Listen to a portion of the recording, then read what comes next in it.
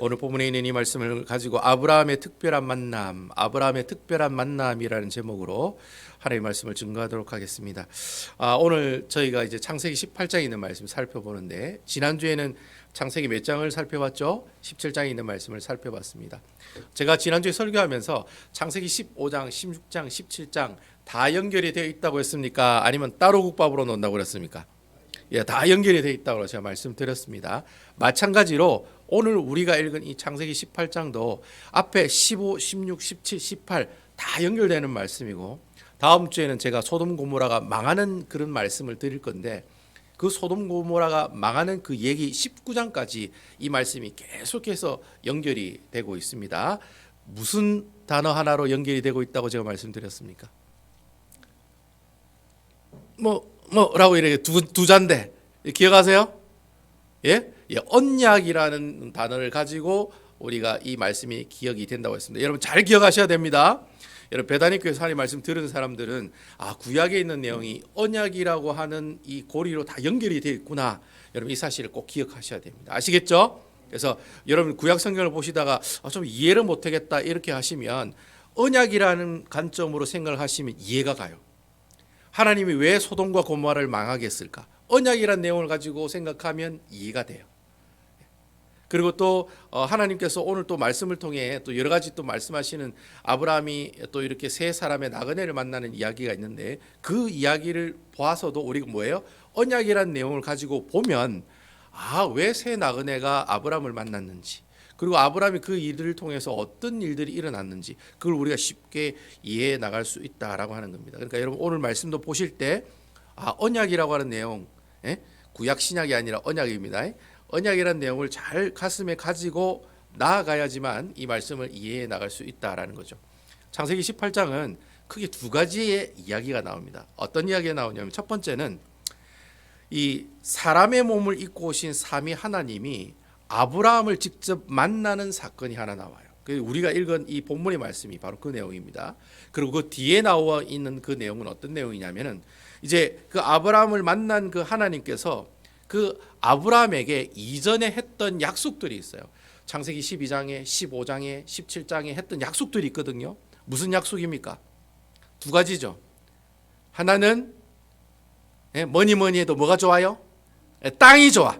땅에 관한 약속. 그리고 또 하나는 뭐예요? 바로 후손, 자손들에 관한 약속이라고 제가 두 개 얘기했죠. 그러니까 이거 좀 쉽게 이해하려면 땅과 시에 관한 언약이다, 그렇게 얘기합니다. 이 시라는 말은 자손들이라고 하는 뜻입니다. 그러니까 땅과 후손에 관한 언약, 이것이 바로 하나님과 아브라함이 맺은 언약이거든요. 그 언약의 내용이 어떻게 해요? 계속해서 다시 한번 리마인드를 해주세요.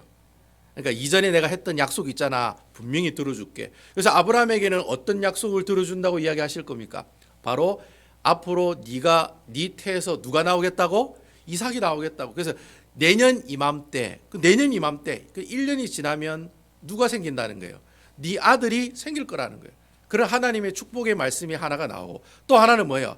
하나님의 언약에 불순종한 대표적인 사람들, 대표적인 도시, 즉 소돔과 고모라는 어떻게 된다? 쫄딱 망한다, 그 얘기가 나온다는 거예요. 그러니까 결국에는 오늘 18장 전체의 내용이 그거예요.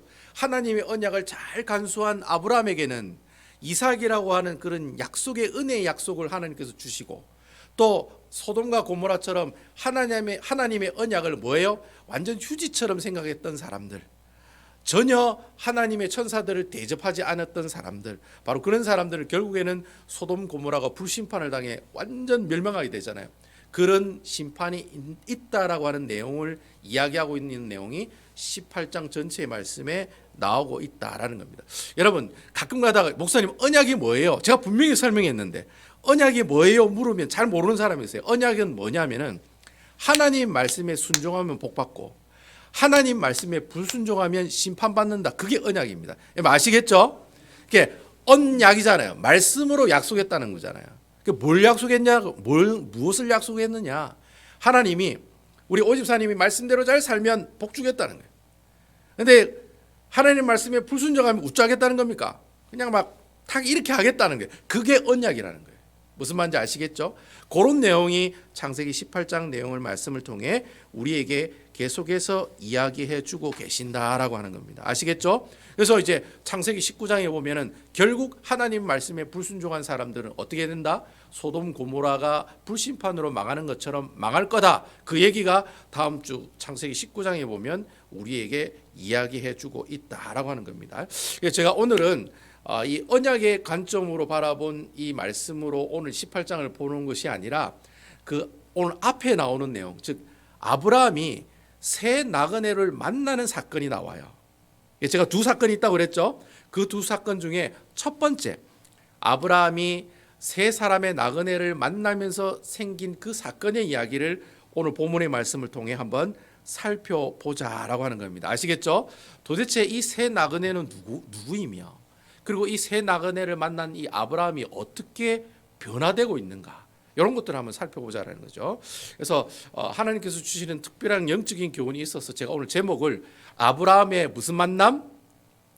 특별한 만남이라는 겁니다. 아시겠죠? 뭐 불륜과 같은 그런 만남이라는 게 아니에요. 아주 특별한 스페셜한 만남이라는 겁니다. 자, 여러분, 제가 잠시 제가 이 설교를 하기 전에 한 가지 질문하고 싶은데, 여러분 그 구약 성경에 보면 하나님이 이스라엘 백성들과 만나기 위해서 만들라고 한 게 있어요. 그게 뭡니까, 여러분? 뭡니까, 여러분? 그게 성막입니다. 아시겠죠? 하나님과 사람이 만날 수 있는 장소를 허락해 주신 곳이 성막이라는 거예요. 그리고 하나님께서 아담과 하와를 만드시고 하나님 창조자이신 하나님과 피조물 되신 아담과 하와가 자기야 하면서 이렇게 알콩달콩 살아갈 수 있는 공간을 만들어 주셨는데, 그 공간이 뭐예요? 바로 에덴 동산이라는 거예요. 그래서 여러분, 에덴 동산이랑 성막이랑, 그리고 이 성막이 나중에는 뭘로 우리가 표현된댔습니까? 예수 그리스도로 표현된다고 제가 여러분께 말씀을 드렸어요. 자, 그럼 오늘 제가 설교할 이 설교의 내용의 결론은 결국 뭐라는 겁니까? 예수 그리스도라고 하는 그런 결론이 또 나오겠다는 생각이 들죠. 아무튼 여러분, 오늘 이 새 나그네가 아브라함을 만난 그 내용을 한번 보면서 과연 이 만남을 통해 우리에게 주시는 영적인 교훈이 뭘까? 그걸 한번 살펴보자는 겁니다. 아시겠죠? 그럼 다 같이 1절에서 2절에 있는 말씀 다 같이 한번 읽어보도록 하겠습니다. 자, 1절, 2절 다 같이 읽겠습니다. 시작. 여호와께서 마므레 상수리 나무들이 있는 곳에서 아브라함에게 나타나시니라. 날이 뜨거울 때 그가 장막문에 앉아 있다가 2절 눈을 들어본즉 사람 셋이 맞은편에 서 있는지라. 그가 그들을 보자 곧 장막문에서 달려나가 영접하며 몸을 땅에 굽혀. 자, 여러분, 아브라함이 지금 어디에 있습니까? 어디에 있습니까, 여러분? 마므레 상수리 나무들이 있는 곳에 있다고 되어 있죠, 그죠? 여러분, 그렇죠? 자, 여러분, 그 아브라함의 고향이 어디죠? 가나안 땅입니까? 갈대아 우르입니까? 어디입니까? 갈대아 우르죠. 쉽게 설명하면 여러분, 이 아브라함도 우리처럼 이민 생활하고 있는 사람이라는 겁니다. 아시겠죠? 원래는 갈대아 우르예요. 원래 여러분들 고향은 다 한국이잖아요. 근데 여러분 우째 해가지고 이까지 왔잖아요. 그러니까 아브라함도 갈대아 우르에 살다가 우째 해가지고 어디까지 온 거예요? 마므레 상수리 나무가 있는 곳까지 왔다는 거예요. 그래서 신학자들이 이야기하기를 이 마므레 상수리 나무는 오늘날의 헤브론이다, 그렇게 얘기를 해요. 이 헤브론이 어디 있냐면 예루살렘 남쪽에 있어요. 그러니까 이스라엘 땅이 이렇게 길게 돼 있으면 그 남쪽에 보면 헤브론이라고 하는 땅이 있습니다. 근데 이 헤브론은 산악 지형의 땅이에요. 여러분, 산이 있다는 말은 농사를 지을 수 있는 땅이라는 거예요. 양을 키울 수 있는 곳이라는 거예요. 양을 키우기가 더 쉽다는 거예요. 그러니까 여러분, 그 옛날부터 가나안 땅에 살던 원래 주인들은, 가나안 땅에 원래 살고 있는 사람들은 주로 뭐 하는 사람들이었습니까? 농사를 짓는 사람들이었습니다. 그래서 농사는 대부분 산 밑에서 농사를 짓죠. 그러니까 산 위에서 아브라함이 살았다는 말은 그 사람들이 살고 있는 사람들을 피해서 어디에요? 사람들이 없는 곳에서 살고 있었다는 거예요. 그러니까 여러분, 아브라함의 삶이 그렇게 썩 좋은 삶이었을까요? 아니면 나쁜다기보다는 좀 불편한 삶이었을까요? 좀 불편한 삶이었다는 거예요. 여러분, 미국 이민 오니까 불편해요, 안 불편해요? 예? 불편해요, 안 불편해요? 다 불편해. 예? 먼저 영어부터 해야 되는데 영어가 안 돼. 아무것도 안 돼. 근데 열심히 돈을 먹고 살아야 돼. 그러니까 여러분, 고민이 많고 근심이 많고, 또 미국 오면 아이고 내 이 영주권 문제를 어떻게 해결하나, 시민권 문제를 어떻게 하나, 그 고민해요, 안 해요? 그 영주권 받으면 뭐 합니까? 아이고 집을 사야 되는데 집 사야 되나 어떻게 해야 되나 고민합니까 안 합니까? 집 사고 내가 또 차도 사면 자식이 잘 돼야 되는데 그런 고민해요 안 해요? 계속해서 그런 고민하면서 산다는 거예요. 그러니까 아브라함도 마찬가지로 마므레 상수리 나무 밑에 살아갈 때 그런 고민으로 살았을까요? 안 살았을까요? 똑같다는 거예요. 지나 내나 똑같다는 거예요. 지도 갈대국으로 떠나서 온 이민 생활하는 사람이고 우리도 한국 떠나서 어떻게 해요? 이 샬롯까지 와서 이민 생활하는 사람의 모습들이다라는 거예요. 그러니까 여러분 마므리 상수리 나무에 살고 있는 아브라함의 마음이 지금 우리 이민 온 사람들의 마음이랑 비슷하다라는 거 생각하면서 오늘 말씀을 보면 은혜가 더 된다는 거예요. 여러분 아시겠죠? 자 아무튼 이 마므레가 이제 헤브론이라고 했으니까 이 헤브론에 이제 이 아브라함이 장막을 치고 이렇게 탁 앉아 있는데 그날이 너무 뜨거운 날이어서 보통 여러분 이 중동 지방은 이 고대 이 이스라엘 이 지역은 낮에는 덥고 밤은 춥고 그런 곳이거든요. 그래서 보통 나그네들이 언제 여행을 많이 하냐면은 주로 밤에 여행을 많이 해요. 그래서 여러분 우리 신약 성경에 보면 보통 손님들이 밤에 찾아와요, 낮에 찾아와요. 밤에 찾아오잖아요. 네? 신랑이 밤에 와요, 낮에 와요. 밤에 와요. 밤에. 왜 밤에 와요? 낮은 뜨거우니까 못 다니는 거예요. 그러니까 신부집을 가고 싶어도 물론 만나고 싶어가지고 나는 그녀를 만날 거예요 이러면서 저게요 뜨거운 50도가 되는 태양 밑을 열나게 달려서 오는 사람도 있어요. 하지만 여러분 그 큰 거리를 낮에 그 뜨거운 태양 밑에서 다니는 것보다는 밤에 시원할 때 그래도 좀 추울 때 걸어가는 게 더 낫다는 거예요. 그래서 신약 성경에 보면 밤에 도적이 오는 것 조심하라. 밤에 신랑이 온다. 이게 밤에 누가 온다는 얘기를 많이 적은 이유가 바로 그런 이유들 때문에 적고 있다라는 거예요. 그래서 근데 오늘 성경에 보니까 나그네가 손님이 밤에 오는 게 아니라 언제 와요? 아주 정오에 뜨거울 때, 아주 뜨거울 때 이 아브라함에게 나타났다는 거예요. 그래서 이제 이 새 나그네가 딱 나타나니까 아브라함이 어떤 반응을 보입니까? 여러분 오늘 성경을 보면 아브라함이 어떤 반응을 보입니까? 장막문에 달려가 몸을 어떻게 했다? 굽혔다 그렇게 이야기를 하고 있어요. 자 그럼 계속해서 우리 3절과 5절에 있는 말씀을 보십시다. 아브라함이 그 새 나그네를 보고 어떤 행동을 했는가 우리 다 같이 한번 읽어봅시다. 3절에서 5절에 있는 말씀입니다. 시작. 이르되 내 주여 내가 주께 은혜를 입었사오면 원하건대 종을 떠나가 지나가지 마옵시고 4절 물을 조금 가져오게 하사 당신들의 발을 씻으시고 나무 아래서 쉬소서 내가 떡을 조금 가져오리니 당신들의 마음을 상쾌하게 하신 후에 지나가소서 당신들이 종에게 오셨음이니이다 그들이 이르되 내 말대로 그리하라. 여러분 그 중동 지방에 가면 우리 원집사님 그때 뭐 이렇게 뭐 우리 중동에 가서도 일하셨지만 중동 가시면은 이 중동 지방 사람들 전통 관습이 하나 있는데 그게 뭐냐면 손님 환대법이라고 하는 그런 법을 가지고 있어요. 그러니까 이 이슬람 쪽에 있는 사람들이라든지 아니면 중동에 살고 있는 사람들은 그 땅이 좋은 땅이에요, 나쁜 땅이에요? 다 나쁜 땅이에요. 다 사막이고 물이 별로 없어. 그러니까 나그네가 어느 마을에 왔는데 그 나그네를 한 명도 대접하지 않으면 그게 하나님이 기뻐하시는 거예요, 기뻐하지 않는 거예요? 기뻐하지 않는다는 거예요. 그래서 이 고대 근동 지방에 있는 사람은 하나님을 믿지 않는 사람이라고 하더라도 그 자기 동네에 나그네가 오면 그 나그네에게 잘 것도 주고 먹을 것도 주고 물도 주는 것이 어떻게 해요? 그 사람들이 가지고 있는 전통 관습이다라고 하는 겁니다. 만약에 그렇게 하지 않잖아요. 그러면 그 마을은 어떻게 해요? 마을은 어떻게 해요? 그 주위 사람들한테 공격을 당하거나 아니면 어떻게 왕따를 당하거나 그래요.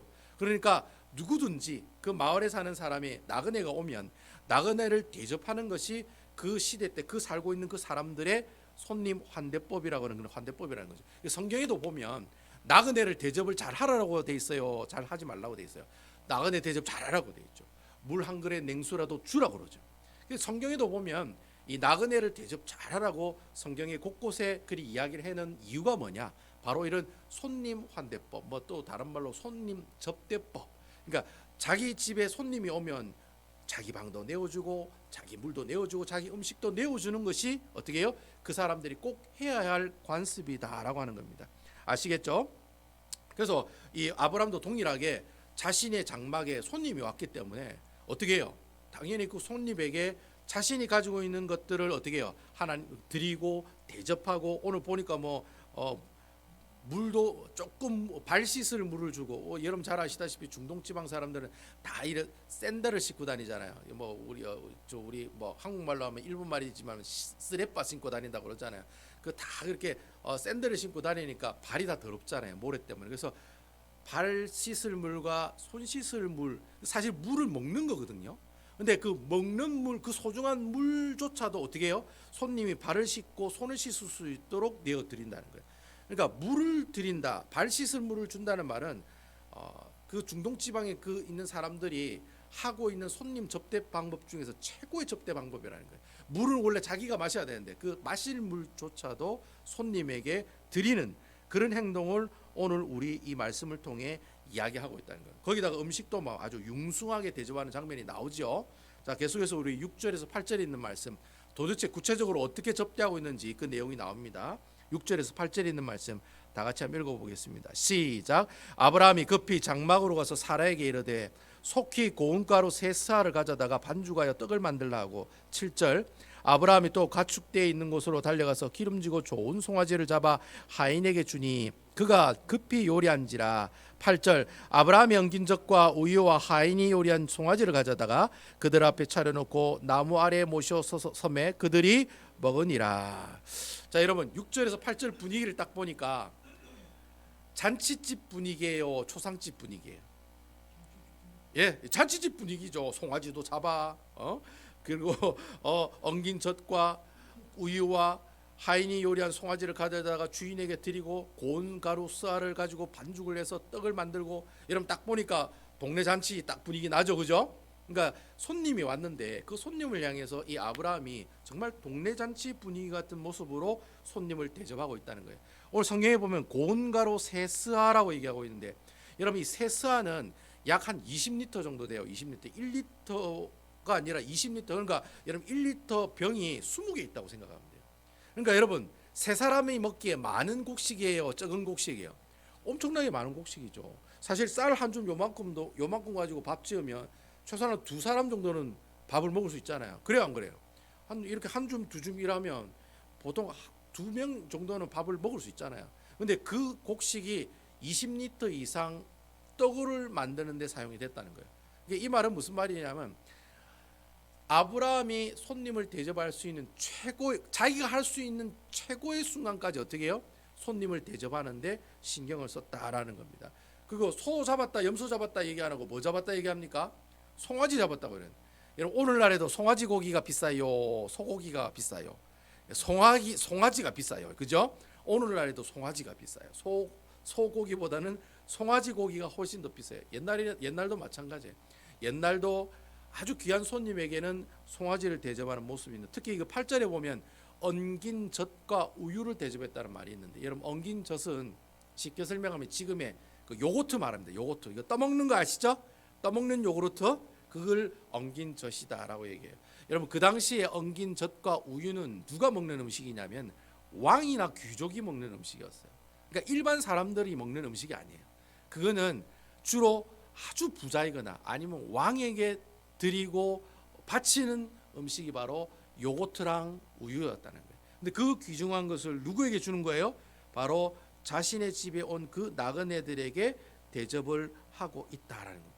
자, 그럼 우리가 이 상황 가운데 우리가 그런 질문을 드릴 수 있어요. 도대체 아브라함은 아무리 손님 한 대법이 그 당시 그 지방의 전통으로 있다고 해도 손님이 자기 집에 세 사람이 왔다고 자기 집에 있는 모든 것들 다 털어가지고 손님을 대접한다는 게 여러분 좀 이해가 돼요, 안 돼요? 좀 이해가 안 될 수 있다는 거예요. 그래서 우리가 그런 질문을 던질 수 있어요. 그럼 도대체 그 세 사람이 누구냐라는 거예요. 도대체 그 세 사람이 누구냐에 따라서 어떻게 해요? 그 세 사람이 정말 귀중하고 소중하고 값진 분이면은 아브라함이 그 정도 대접을 할 수 있어요, 없어요? 할 수 있죠. 근데 여러분 뭐 생긴 것도 좀 거시기하고 뭐 차림새도 좀 좀 별로 도움이 안 되는 사람인 것 같다라고 생각하면 굳이 송아지까지 내고 젖과 우유를 내고 굳이 이렇게 많은 곡식을 가지고 떡을 많이 만들어서 대접하는 그런 일들은 없을 거라고, 그냥 적당히 했을 거라고요. 근데 오히려 어떻게 해요? 약간 좀 오버하는 그런 모습들을 보이잖아요. 그러니까 아브라함이 할 수 있는 자기 집안에 자기가 만들 수 있는 모든 음식을 다 만들어 가지고 이 세 나그네를 대접했다라고 하는 겁니다. 그럼 과연 이 창세기 18장에 나오는 이 세 명의 나그네가 누구냐? 이걸 가지고 신학자들이 이야기가 많아요. 뭐 이 세 사람은 뭐 한 사람은 하나님이고 두 사람은 천사다. 여러분 실질적으로 창세기 18장에 뒤에 있는 말씀 쭉 읽어보시면 세 사람 중에 한 사람은 주 아도나이라고 하는 하나님이고, 그리고 두 사람은 천사라고 이야기를 하고 있어요. 나중에 하나님과 아브라함이 얘기하고 있는 사이에 두 천사는 어디로 갑니까? 소돔과 고모라로 가잖아요. 심판하기 위해서. 그죠? 그러면 우리가 그래서 어떤 신학자들은 한 분은 하나님이고 두 사람은 천사다. 그래가지고 하나님께서 두 천사를 데리고 아브라함을 찾아왔다라는 거예요. 그렇게 이야기하는 사람이 있어요. 근데 우리가 보통 이 말씀, 이 세 나그네가 누구다라는 전통적인 해석은 우리가 어떻게 해석할 수 있느냐? 바로 이 세 분은 누구라는 겁니까? 성부와 성자와 성령 하나님, 삼위 하나님의 모습이다라고 이야기를 해요. 그래서 저도 이 의견에 동조를 해요. 저도 뭐 전통적인 보수적인 그런 장로교 어떤 그런 신학을 공부했기 때문에 보통 그렇게 보수적인 신학을 하는 그런 교회에서는 이 세 사람은 성부와 성자와 성령 하나님이다라고 이야기를 합니다. 그러면 이 아브라함이 바로 그 세 나그네가 어떤 사람이라는 것을 알았다는 거예요. 바로 하나님이었다는 사실을 알았다는 거예요. 하나님의 사실을 알게 되고 그거 어떻게 해요? 가지고 있는 모든 것들 가장 좋은 것으로 하나님께 대접하는 모습을 우리에게 보여주고 있다는 거예요. 그러니까 왜 이 창세기 18장에 하나님이 사람의 몸을 입고 아브라함에게 나타나신 사건이 왜 중요하냐면, 여러분 하나님이 아브라함에게 나타날 때는 지금까지 어떻게 나타났어요? 어떻게 나타났어요? 사람으로 나타났어요? 여러분 앞에 있는 내용 한번 읽어보세요. 15, 16, 17, 18장에 보면 하나님이 아브라함에게 나타날 때는 뭘로 나타나냐면 환상 가운데 나타나거나 아니면 뭐예요? 말씀 가운데 나타났다고 했지, 이렇게 하나님이 직접 사람의 몸을 입고 세 사람의 모습으로 나타나서 아브라함을 만났다는 말은 창세기 18장에 이곳에서만 이 말씀이 나오고 있다는 거예요. 자, 여러분 나중에 신약 성경에 가면 하나님이 사람의 몸을 입고 오신 분, 그분이 누구시죠? 여러분 하나님이 사람의 몸을 입고 오신 분이 누구시죠? 예수 그리스도잖아요. 아멘이십니까? 이것 봐라. 오늘 이 말씀도 무슨 얘기가 나오는 거예요? 예수 그리스도가 나오고 있다라고 하는 겁니다. 그래서 여러분 창세기 18장이 이 세 나그네가 아브라함을 만났다라는 이 사실이 중요한 이유는 이 세 사람이 사람의 몸을 입고 오셨다는 거예요. 이걸 어려운 말로 성육신이라고 해요. 성육신. 하나님이 사람의 몸을 입고 이 땅에 오셨다는 거예요. 자, 여러분 하나님이 사람의 몸을 입고 세 분이 오셨으니까 아브라함이 보고 그분을 만지기도 하고 그분의 냄새를 맡기도 하고 여러분 그분과 가까이 있기도 하고 때로는 손도 잡기도 하고 그래 했을까요? 안 했을까요? 그래 했다는 거예요. 그러니까 여러분 이 말씀이 어떻게 보면 우리에게 굉장히 중요한 말씀으로 다가오는 말씀이라고 할 수 있다는 거예요. 얼마나 하나님이 아브라함을 사랑하셨으면 사람의 몸을 입고 오셔서 직접 아브라함을 만났느냐는 거예요. 왜 아브라함을 만나러 오셨을까요? 하나님께서 아브라함에게 하신 그 약속들이 진짜 이루어질 것이라고 이야기하기 위해서, 여러분 앞에 계속 얘기했잖아요. 하나님 환상 중에도 말씀하시고 어떻게 해요? 그 아브라함이 또 믿지 못하고 하나님께서 이삭을 낳겠다고 하는 그 사실을 믿지도 못하고 막 웃기만 하고 막 이런 모습을 보여주니까 하나님께서는 이제는 어떻게 해요? 이제는 안 되겠다. 내가 사람의 몸을 입고 직접 아브라함과 다이다이로 만나서 이야기해야 되겠다. 그리고 그에게 뭐예요? 뭘 얘기해요? 네가 이맘때 누가 나오리라? 이삭이 태어날 거라는 그 직접 이야기하시기 위해서 하나님이 사람의 몸을 입고 이 땅에 오셨다. 그분이 바로 성부와 성자와 성령 하나님 세 나그네의 모습으로 아브라함에게 나타나셨다는 거예요. 제가 이 말씀을 묵상하면서 그래 그러면 세 나그네가 삼위 하나님이라고 하면 그럼 삼위 하나님이 지금 누구를 만난 거예요? 누구를 만난 거예요? 아브라함을 만난 거잖아요. 자, 여러분 이것을 제가 이 삼위 하나님이 아브라함을 만나는 이 모습들을 묵상하면서 그게 생각이 나더라고요. 뭐가 생각이 났을까요? 하나님이 여러분들을 만나요. 그걸 뭐라고 해요, 여러분? 하나님이 여러분을 만나는 이 모습을 여러분 뭘 한다고 얘기해요? 하나님께 뭘 드린다? 예배 드린다고 이야기를 한다는 거죠. 여러분 아멘입니까? 그러니까 여러분 삼위 하나님이 아브라함을 만났다는 말을 다른 말로 얘기하면 그리 얘기할 수 있는 거예요. 삼위 하나님이 아브라함을 만났다는 이 말을 다른 말로 얘기하면 지금 아브라함이 하나님과 만났다는 말이잖아요. 아브라함이 하나님과 만났다는 말은 다른 말로 얘기하면 아브라함이 지금 하나님께 뭐하고 있다는 말이에요? 예배드리고 있다는 말로 우리가 어떻게 해요? 다시 해석해 나갈 수가 있다는 거예요. 여러분 아멘이시죠? 그러면 여러분 아브라함이 지금 새 나그네를 만났어요. 그리고 그 새 나그네에게 융숭하게 하나님께 대접을 드려요. 환대를 해요.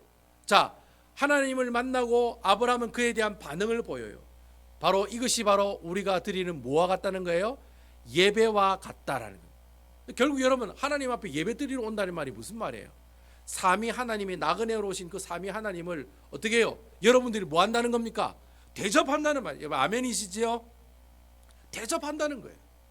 하나님 아브라함이 그 세 사람의 그 삼위 하나님을 향해서 자기가 가지고 있는 가장 좋은 것으로 하나님께 드렸던 것처럼 우리 예배도 마찬가지예요. 우리가 가지고 있는 가장 좋은 것으로 하나님께 드리고 하나님을 만나는 그 행위들이 바로 뭐예요? 바로 우리가 하나님께 예배 드리는 모습으로 나타나는 것하고 똑같다는 거예요. 그러니까 여러분 지금 아브라함은 하나님께 뭘 드리고 있는 거예요? 하나님을 만나고 있는 거지만 하나님께 예배 드리고 있는 모습이라고 우리가 말할 수 있다는 거예요. 그런데 여러분 오늘 말씀을 보니까 여러분 한번 보세요. 예배의 시작이 어디서부터 시작되느냐라는 거예요. 여러분 예배의 시작이 어디서부터 시작됩니까? 아브라함이 새 나그네를 찾아갔습니까? 예? 버스 타고 기차 타고 물 건너 살 건너 가지고 종이 쪽지에 몇 번지 사시는 그분 찾아갔어요. 여러분 예배의 시작, 하나님과 아브라함의 만남의 시작은 어디서부터 시작됐습니까? 하나님이 누구를 찾아오셨어요? 아브라함을 먼저 찾아오셨다는 거예요. 여러분 아멘입니까? 여러분 예배의 모든 시작은 내가 여러분 주일이 되었다고 예배당에 나와서 예배당에 나와서 그 자리에 앉아 계시는 그게 예배의 시작이 아니라는 거예요. 예배의 시작은 하나님이 여러분들 먼저 찾아가셔야지 그때부터 하나님의 예배가 시작되는 거예요. 여러분 아멘이시지요? 그러니까 내가 어디서 예배를 드리는지 상관이 없는 거예요. 내가 막 큰 올겐이 있고 막 성가대가 있고 막 찬양대가 풍성하고 사람이 꽉꽉 차 있는 그런 곳에서 예배드리면 내가 하나님 만날 수 있느냐? 그런 게 아니라는 거예요. 그곳에 하나님이 찾아오지 않으시면 그 예배는 하나님 기뻐하시는 예배가 아니라는 거예요. 비록 소수의 사람들이 모여 있고 한 사람이 조촐하게 앉아서 하나님께 예배를 드리고 있어도 하나님이 여러분들 마음속에 찾아가면 그 순간부터 뭐가 시작되는 거예요? 하나님의 예배가 시작되는 줄로 믿으시기 바랍니다. 하나님이 내게 찾아와야 그때부터 하나님의 놀라운 예배가 시작된다는 거예요. 그 말씀을 오늘 이 말씀을 통해 우리에게 얘기하고 있잖아요. 그래서 여러분 1절에 보면 뭐라고 되어 있습니까? 여호와께서 만물의 상수리 나무들이 있는 곳에서 아브라함에게 어떻게 하셨다? 나타나시니라. 여기서부터 예배가 시작되는 거예요. 아브라함이 이 새 나그네인 성부 성자 성령 삼위 하나님이 가장 먼저 아브라함에게 나타나셨을 때 그때부터 뭐가 시작되는 거예요? 하나님의 예배가 시작되는 거예요. 그러니까 하나님을 우리가 만나니까 우리가 하나님을 어떻게 해요? 환대하고 접대하고 아브라함처럼 어떻게 해요? 하나님 앞에 모든 것을 하나하나 갖다 드리고 하나하나 뭐예요? 바치고 전심으로 드리는 그런 행위들이 일어나잖아요. 손님들이 왔으니까 우리가 접대를 하잖아요. 거기서부터 뭐가 시작되는 거예요? 하나님의 놀라운 예배가 시작이 되고 있다라고 하는 거예요. 그래서 이 아브라함이 그럼 하나님 앞에 어떻게 예배하는 마음으로 나갔느냐, 그 자세가 어떤 자세로 나갔느냐, 그 내용이 2절에 보면 나와요. 아브라함이 자신의 몸을 땅에 어떻게 했다라고 되어 있습니까? 굽혔다라고 이야기를 하고 있다는 거예요. 여러분 내가 상대방을 향해서 이렇게 몸을 굽혔다는 말이 무슨 말이냐면 당신은 주인이고 나는 종입니다, 그런 뜻이에요. 그냥 뭐 안녕하세요 반갑습니다 이 정도가 아니라 어떻게 해요? 땅에 막 펄썩 엎드렸다는 거예요. 여러분 왕이 가마 타고 지나가면 여러분들 고개를 들어야 돼요, 안 들어야 돼요? 땅바닥에 딱 이래가지고 고개 들면 바로 어떻게 해요? 저놈을 당장 저놈의 목을 쳐라 이렇게 해요, 안 해요? 어디 째려보냐고. 왕을 째려보면 안 되죠. 절대 쳐다보면 안 되죠. 어떻게 해요? 왕을 절대 안 쳐다보고 다 고개를 숙이고 있는 것은 당신은 주인이고 나는 뭐예요? 종입니다, 그런 뜻이라는 거예요. 그러니까 아브라함이 하나님께 예배 드릴 때 어떤 마음의 자세로 예배를 드리냐면 나는 종이고 당신은 뭐예요? 주인이라는 거예요. 그러니까 여러분 종은 주인에게 모든 것을 드려요, 안 드려요? 다 드린다는 거예요. 그래서 여러분 제가 옛날에 SFC라고 하는 그 선교 단체에서 대학교 다닐 때 이렇게 활동을 했는데 그 SFC 그 마크가 로고 마크가 뭐냐면은 요래 손을 하면 이렇게 심장이 이렇게 하트 모양이 이렇게 있으면 이 하트 모양을 이 두 손으로 이렇게 올려드리는 마크가 있어요. 그러면서 그 주위에 뭐라고 돼 있냐면 나의 심장을 하나님께 드립니다. 그게 우리 그 SFC라고 하는 선교 단체의 로고예요. 심벌이에요.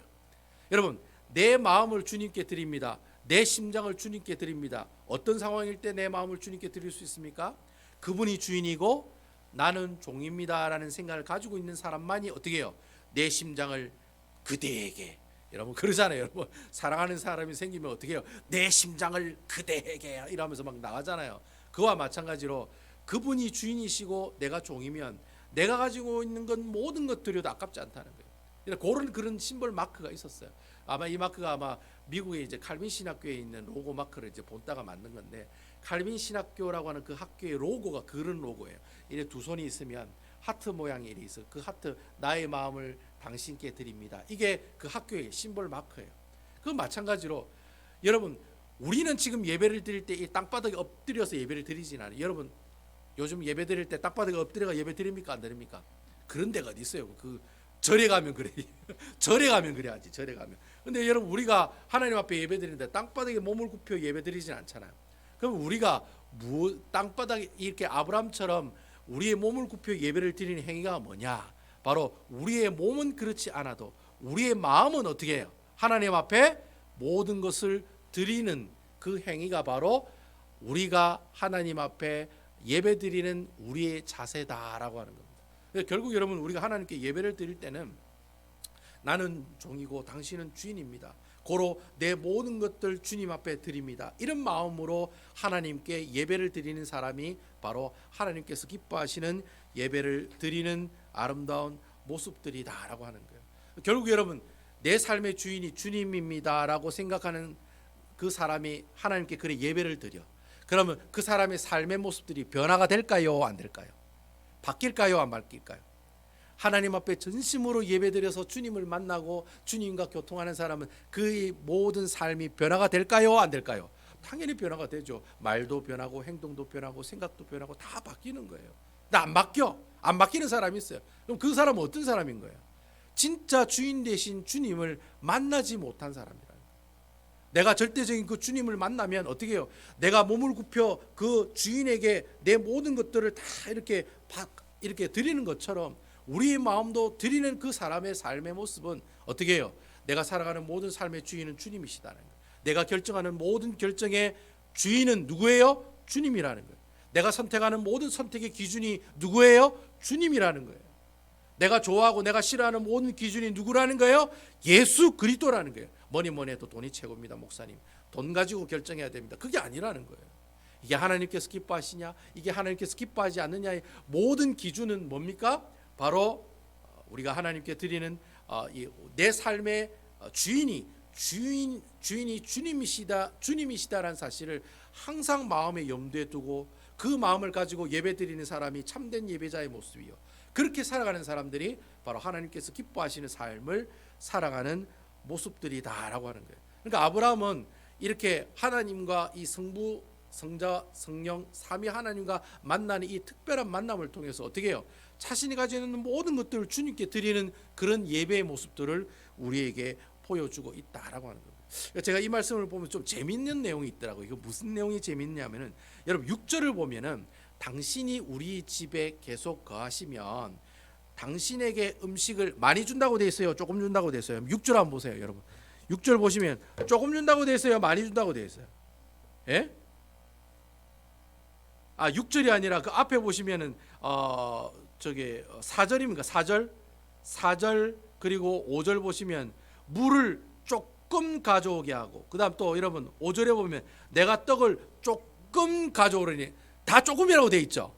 근데 여러분 실질적으로 아브라함은 물 조금 가져왔어요? 많이 가져왔어요? 많이 가져오고, 여러분 떡을 조금 가져왔어요? 엄청나게 많이 가져왔어요?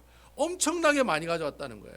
세 사람 먹을 떡이 아니라 몇십 명이 먹을 수 있는 떡, 송아지, 엉킨 젖과 우유, 굉장히 소중하고 그 당시에 구하기 힘든 음식들을 어떻게 해요? 그 손님에게 대접을 했다라는 겁니다. 제가 이 모습을 보면서 어떤 모습이 생각나냐면, 왜 우리가 그 처음에 그 그 자식들을 키울 때 뭐 사위가 왔거나 아니면 뭐 이렇게 며느리가 오면, 여러분들 갑자기 며느리가 사위가 자기 집에 갑자기 오면, 여러분 그 장모님 되시는 분이 그 시어머니가 뭐라고 얘기합니까? 아이고 우리 집에 차린 것이 없어가지고 조금밖에 준비 못해서 하고 상을 딱 보면은 상다리가 부러져요, 안 부러져요? 부러지죠. 웃겨요, 안 웃겨요? 웃기잖아요. 조금밖에 준비 못했다 이래놓고 어떻게 해요? 상다리가 부러지잖아요. 뭐 육해공군 다 있잖아요. 뭐 닭고기, 소고기, 뭐 물고기, 뭐 그다음 날아다니는 거 뭐 하여튼 육해공군이 다 있잖아요. 그런 음식을 많이 준비해가지고 대접하는 그 모습을 볼 수 있잖아요. 근데 오늘 본문에도 보면 아브라함이 그렇게 하고 있다는 거예요. 아이고 주님, 저 조금밖에 준비 못했습니다 하고 어떻게 해요? 엄청나게 준비를 많이 하는 모습을 오늘 우리에게 보여주고 있다는 거예요. 그러면서 어떻게 해요? 좀 오지랖을 떨잖아요. 조금밖에 안 됩니다라고 얘기하면서도 많이, 그리고 결국에는 그 많은 그 준비한 물건을 통해서 오히려 그 새 나그네를 대접하는 그 시간이 동네 잔치가 돼요. 동네 잔치가 안 돼요. 동네 잔치가 되죠. 세 사람만 먹을 수 있는 그 양만 준비한 게 아니라, 여러분 그 준비하는 거 보세요. 보니까 뭐 급히 장막으로 가서 사라에게 이르러 어떻게 해요? 가루 세 스아를 가지고 반죽해라. 또 아브라함이 가축돼 있는 곳으로 달려가 가지고 또 어떻게 해요? 하인에게 줘 가지고 야 이 송아지 요리 좀 해가 가져오니라. 그리고 또 뭐라고 얘기합니까? 엉긴 젖과 우유 그걸 또 가져오니라. 여러분 아브라함만 그 음식을 준비한 게 아니라 사라도 준비하고 옆에 있는 하인들도 다 음식을 준비해요. 결국 여러분 아브라함이 그 음식을 준비하는 그 시간은 동네 잔치의 시간이 되었을까요? 아니면 그냥 쏙닥하게 먹고 끝나는 시간이 되었을까요? 동네 잔치가 됐다는 거예요. 그러니까 제가 이 말씀을 딱 보면서 예배는 동네 잔치와 같은 분위기가 되겠구나라는 그런 생각이 들더라고. 제가 이래 얘기하면 아이고 목사님 우리 교회는 동네 잔치가 아닙니다. 완전 초상집입니다. 뭐 찬송가 소리도 하면서 뭐 다 뭐 힘이 없으셔가지고 찬송을 불러도 올라가지도 않고 목사님도 똑같고 우리도 똑같고 뭐 이렇습니다. 이게 무슨 동네 잔치입니까? 예배가 아니라 초상집 잔치지요. 이렇게 이야기하시는 분이 있을지도 모르겠어요. 여기서 말하는 동네 잔치라고 하는 이 의미는 내가 뭐 외적으로 뭘 많이 준비하고 내가 조금 준비한다고 했는데 많이 준비하는 그런 의미의 동네 잔치의 의미가 아니라는 거예요. 여기서 말하는 동네 잔치는 어떤 이야기를 하고 있느냐 하면은, 우리가 조금 쉽게 이해할 수 있는 내용이 어디냐면, 여러분 그 마가복음 12장에 가면은 가난한 과부가 두 렙돈 헌금하는 이야기 아시죠? 여러분 기억하고 계세요? 그 두 렙돈 헌금했는데 그 두 렙돈은요, 뭐 우리나라 돈으로 말하면 그냥 2센트 헌금했다고 생각하면 돼요. 여러분 2센트, 1센트, 2센트. 여러분 1센트, 2센트가 돈이에요, 돈이 아니에요? 돈이긴 돈이지요. 근데 2센트 가지고 뭐 살 수 있어요? 예? 2센트 가지고 뭐 까자라도 살 수 있어요, 없어요? 없어요. 그러니까 2센트 버리는 거예요. 여러분 장사하시다 보면 손님들 잔돈 남으면 가져가요, 안 가져가요? 안 가져가요. 그냥 킵 체인지 하라 그러잖아요. 귀찮아가지고. 왜냐하면 가져가도 쓸 데가 없거든요. 코로를 가져가면 사용할 수 있어도 코로 밑으로 뭐 다인이라든지 페니는 사용을 못하는 거예요. 그러니까 어떻게 해요? 아무짝에 쓸모없는 돈이라는 거예요. 근데 그 가난한 가부가 그 두 렙돈, 정말 쓸데없는 그 돈 두 개를 냈는데 예수님께서 그 헌금한 과부를 칭찬해요, 안 해요? 칭찬해요.